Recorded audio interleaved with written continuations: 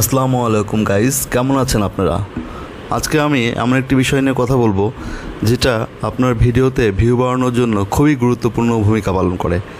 আমরা দেখতে পাই একটি চ্যানেলে আপলোড করা সব ভিডিওই কিন্তু সমান পরিমাণ আকর্ষণ সৃষ্টি করতে পারে না। এর প্রধান কারণ হচ্ছে আপনার তৈরি করা থাম্বনেইলটি যদি আকর্ষণীয় না হয়, দর্শক আছেন বা ভিউয়ার্স আছেন তারা ভিডিওতে ক্লিক করবেন না। এটা ইউটিউব নিজেই বলেছে যে যদি আকর্ষণীয় থাম্বনেইল তৈরি করা হয় তবে ভিডিওর রিচ অনেক গুণ বেড়ে যায়। আজকে আমরা শিখব কিভাবে ফ্রিতে আপনি সহজেই একটি থাম্বনেইল তৈরি করতে পারবেন। ভিডিওটি বোঝানোর জন্য আমি আমার অন্য একটি চ্যানেল আছে, বাচ্চাদের শিক্ষামূলক ভিডিও সম্পর্কিত চ্যানেল, যেখানে আমি বেশ কিছু থাম্বনেইল তৈরি করে কোনটাতে কত ভিউ পেয়েছি তার একটা উদাহরণ আপনাদের সামনে উপস্থাপন করব এবং একই সঙ্গে কীভাবে করতে পারবেন কাজগুলো সেটাও শেখানো হবে। তো এখানে দেখতে পাচ্ছেন যেসব থাম্বনেইলগুলোতে ভিউগুলা বেশি হয়েছে সেই থাম্বনেইলগুলো কিন্তু দেখতে অনেক সুন্দর। আবার যেসব থাম্বনেইলে তেমন কোনো কাজ করা হয়নি, সিম্পলি আপলোড করা হয়েছে ভিডিওগুলো, সেগুলোতে ভিউ অনেক কম। তো এই থাম্বনেইল তৈরির জন্য আমরা যে অ্যাপসটি ইউজ করব সেটার নাম হচ্ছে ক্যানভা। এটা প্লে স্টোরে গেলেই আপনারা দেখতে পারবেন। প্লে স্টোরে গিয়ে আপনি লিখবেন ক্যানভা।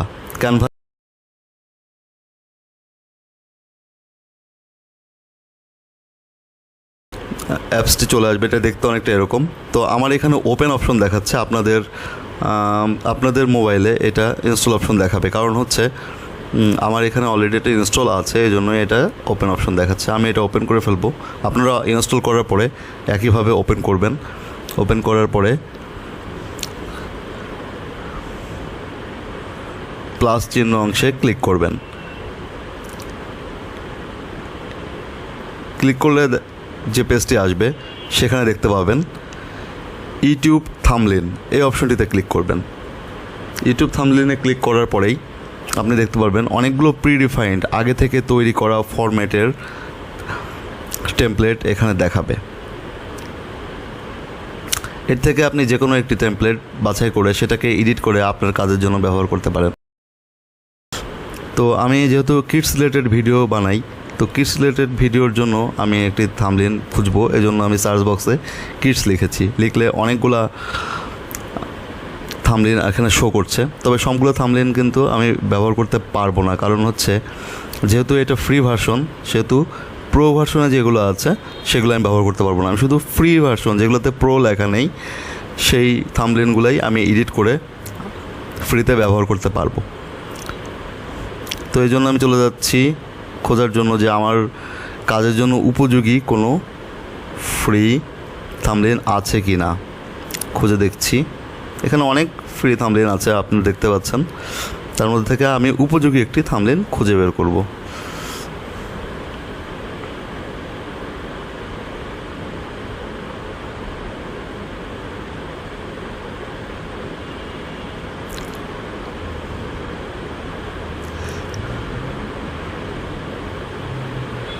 এখানে একটা পেয়ে গেছে থাম্বনেইল, এই থাম্বনেইলটা আমরা নিচ্ছি। এবারে থাম্বনেইলটা এডিট করে আমার যে ভিডিওটা আপলোড করব সেই ভিডিওর যে নাম, আমি একটি ছড়া ভিডিও তৈরি করেছি, সেটা হচ্ছে মেঘের কোলে রোদ এসেছে। তো আমি এখন এটা আমার মোবাইলের বাংলা কিবোর্ডের মাধ্যমে এখানে টাইপ করব। আমি বাংলা টাইপিংয়ের জন্য ব্যবহার করি হচ্ছে রিদমিক কিবোর্ড। এখান থেকে আমি অভ্র সিলেক্ট করে নেব, অভ্র ফন্টে এটা টাইপ করব। আপনারা দেখতে পাচ্ছেন যে এটা স্ক্রিনে টাইপ হচ্ছে।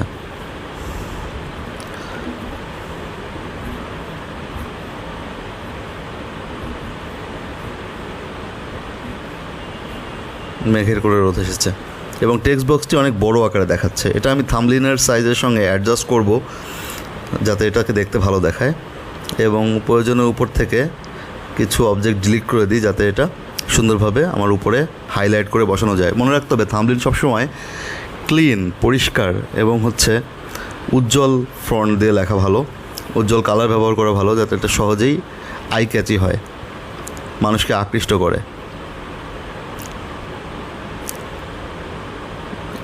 এই চারদিকের বক্সের যে ফোঁটাগুলো, ডটগুলো আছে, এই ডটগুলো টেনে এটাকে ছোট বড় করা যায় সহজেই।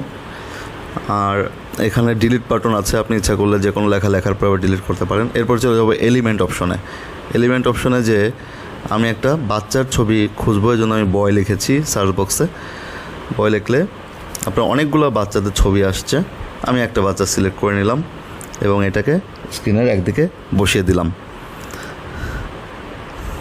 লেখাটাকে ছোটো বড়ো করে অ্যাডজাস্ট করে নিচ্ছি। এরপর আবার এলিমেন্ট অপশনে চলে যাচ্ছি। নিচে এটা একদম নিচে থাকে সফটওয়্যারের। এখানে যে এলিমেন্ট অপশনে ক্লিক করার পরে সার্চ বক্সে গার্ল লিখলে কয়েকটা মেয়ের ছবি আসছে। এখান থেকে আমি একটা বাচ্চা মেয়ের ছবি নিয়েছি এলিমেন্ট হিসেবে। এরপর পেছনে ব্যাকগ্রাউন্ডটা ডিলিট করে দিলাম। পাশে একটা অ্যাপেল ছিল, এটাও আমার থাম্বনেইলের জন্য প্রয়োজন নেই, ডিলিট করে দিলাম। সবসময় মনে রাখতে হবে আপনার যে টপিকস বা সাবজেক্ট সেটার সঙ্গে মিল রেখে কালার এবং এলিমেন্ট আপনাকে সিলেক্ট করতে হবে। আমি এখানে এমন একটা কালার দিতে যাচ্ছি যেটা দেখতে ভালো লাগে এবং আমার যে এলিমেন্টগুলো বয় এবং গার্লের ছবি আছে এগুলোর সঙ্গে যেন মিল হয়।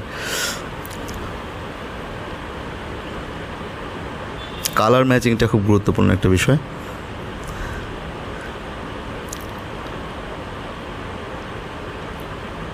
এবার আমি কিছু অন্য এলিমেন্ট নিয়ে নেই, যেমন ঘাস নিয়ে নিচ্ছি। আমি এদের পায়ের নিচে আমি ঘাস দিয়ে দিব। অনেকগুলো ঘাসের ছবি দেখা যাচ্ছে, কিছু আছে প্রো। আমাকে একটু ফ্রি ঘাসের এলিমেন্ট লাগবে, পেয়ে গেছে একটা ফ্রি। নিচে আছে, এটা আমি সিলেক্ট করে নিচ্ছি।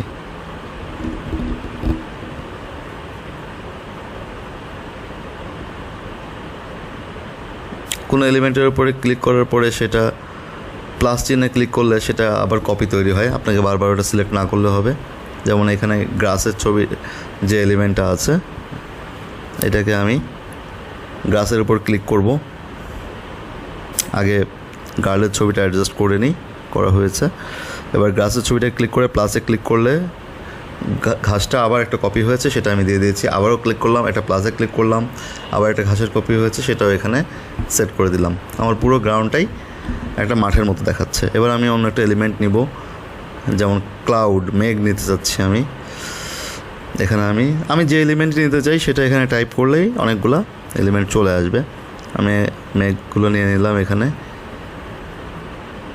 মেঘের কপি করতে চাইলে করতে পারবেন আপনারা। এরপরে সান, আমি একটা সূর্য নিব। এখানে সূর্যের অনেকগুলা এলিমেন্ট চলে আসছে, যে কোনো একটা নিয়ে নিব।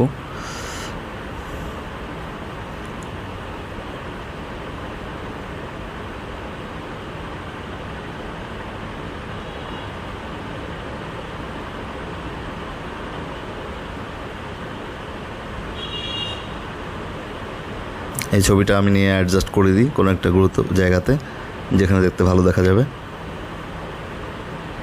বাম দিকে দিয়ে দিই। ওকে, এবার মেঘের উপর ক্লিক করে প্লাস চিহ্নে ক্লিক করে একটা মেঘের কপি করে নিলাম। ওকে, তারপর আমি একটা বিড়াল দিয়ে দিব ছবিতে। খুঁজে বের করি একটা ভালো সুন্দর বিড়াল। এখানে একটা বিড়াল পাওয়া গেছে, এটা আমি দিয়ে দিচ্ছি থাম্বনেইলের মধ্যে। সিলেক্ট করলেই আপনার এটা সিলেক্টেড হয়ে যাবে এবং ওটা আপনি টাচ করে যে কোনো জায়গাতে প্লেস করতে পারবেন থাম্বনেইলের মধ্যে।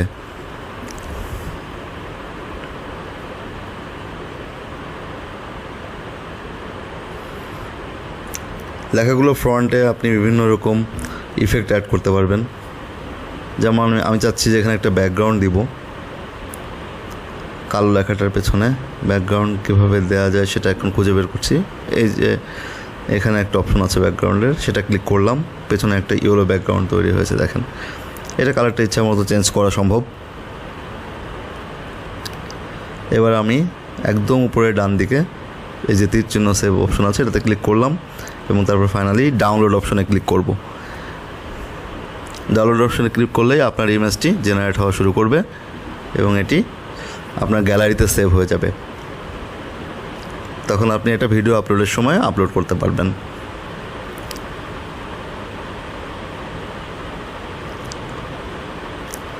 চলুন গ্যালারি থেকে দেখে নিই ছবিটি। এই যে আমাদের থাম্বনেইলটি রেডি হয়ে গেছে।